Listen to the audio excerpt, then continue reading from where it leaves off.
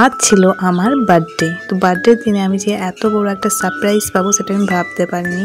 এমনি আমার জন্মদিনে কোনোদিন কেক কাটা হয়নি, মা আমাকে পায়েস করে দিত, পায়েস খেতাম। তো ইনি এখন আমার জন্য কেক নিয়ে হাজির হয়ে গেছেন। উনি অফিস থেকে আসার সময় কেক নিয়ে আমার বাড়িতে চলে এসেছেন যে আজকে তোর বার্থডে, তোকে কেক কাটতে হবে। তো আমি এত বছর হয়ে গেল যে আমি কোনোদিন কেক কাটিনি। তো মনে হতো যে কোনো সময় যে আমিও একবার কেক কেটে জন্মদিন করব। তো সেই আশাটা আমার পূরণ করে দিয়েছে আমার বান্ধবী সুমনা। তো তার ইচ্ছা ছিল যে আমি কেক কাটি জন্মদিনে। তো আমি দেখতেই পাচ্ছি রেডি হয় নাই, কিছু নাই, পড়াচ্ছিলাম। আর এদিকে আমাদের ঘরের অবস্থা এরকম, মা তাড়াতাড়ি করে টেবিলটা পরিষ্কার করে দিচ্ছে। ও বলছে নিয়ে চট রেডি হয়ে নে। তাই আমি বলছি দাঁড়া, আমি চটপট রেডি হয়ে নিচ্ছি, আর তুইও ফ্রেশ হয়ে আয়, কারণ তুই এতটা দূর থেকে জার্নি করে এলি, তো তুই একটু ফ্রেশ হয়ে আয়। দেখতেই পাচ্ছ আমি রেডি হয়ে নিয়েছি চটপট করে, আর তাকেও পাঠিয়েছি রেডি হতে, কারণ অনেকটা দূর থেকে সে অফিস করে জার্নি করে এসেছে। তো তারপরেও যে সে মনে রেখেছে আমার বার্থডেটা এত সুন্দর করে, সে মানে এসে আমাকে সারপ্রাইজ দিচ্ছে, এটা আমার ভাবলেই মানে বিশাল আনন্দ হচ্ছে। আর দেখতেই পাচ্ছ আমি এখানে কেকটা খুলছি। ও কেকটা রেখে দিয়ে বাড়িতে গেছিলো ফ্রেশ হতে। তো আমি ওকে বলবো যে কেকটা তুই খুলে সব কিছু রেডি কর, আমি তারপর আসছি। আমি যে হ্যাঁ ঠিক আছে, তাই করছি।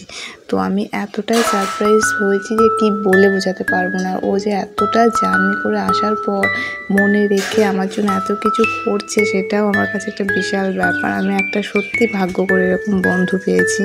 তো দেখতেই পাচ্ছ কেকটা কত সুন্দর, কত কিউট, আমার তো খুব পছন্দ হয়েছে। আর এত সুন্দর কেকটা বলে বোঝাতে পারবো না। আর আমার নামটা লেখা আছে এদিকে, সেটা আমি ভিডিওর এইদিকে ঘুরিয়ে দিলাম যে ওই দিক থেকে তুললে বোঝা যাবে না। তো দেখতেই পাচ্ছ কত সুন্দর কেকটা নিয়ে এসেছে। আর আমি একটা ছুরি নিয়ে, মানে কেকের সঙ্গে যে ছুরিটা থাকে সেটাকে নিয়ে দেখাচ্ছি আমি কেক কাটবো এরকম করছি। তো আমি কোনো দিনই কেক কাটি না, এটা আমার ফার্স্ট টাইম কেক কাটা বার্থডের জন্য বলতে পারো। তো একদম এতটা মানে আনন্দ হচ্ছে কি বলবো। তো সবাই ফ্রেশ হয়ে চলে এসেছে। এই দেখো সুমন আবার ফ্রেশ হয়ে চলে এসেছে, রিক এসেছে, রনি এসেছে, আমার বোন ছিল তিশা, সে এসেছে, সবাই মিলে চলে এসেছে। এখন ওয়েট করছি মায়ের জন্য, মা এলি কেক কাটবো। তো সবাই এখানে এসে দাঁড়িয়ে আছে। আর এদিকে আমি ওই যে ইয়েটা জ্বালাবো বলে একটু ঠিক করছি। তো কে জ্বালাবে সেটা বুঝতে পারছি না। মা এসে দেখছে এখানে কেকটাকে যে কোথায় নাম লেখা রয়েছে, মা এখন ভালো করে দেখছে। তো আমি এখন ওটাকে জ্বালাচ্ছি, যে ওরা কেউ আর কি জ্বালাতে পারবে না, ভয় করছে, সেই জন্য আমি বলছি তারা আমি নিজেই জ্বালিয়ে নিচ্ছি। তো দেখতেই পাচ্ছ আমি এখন কেক কাটছি।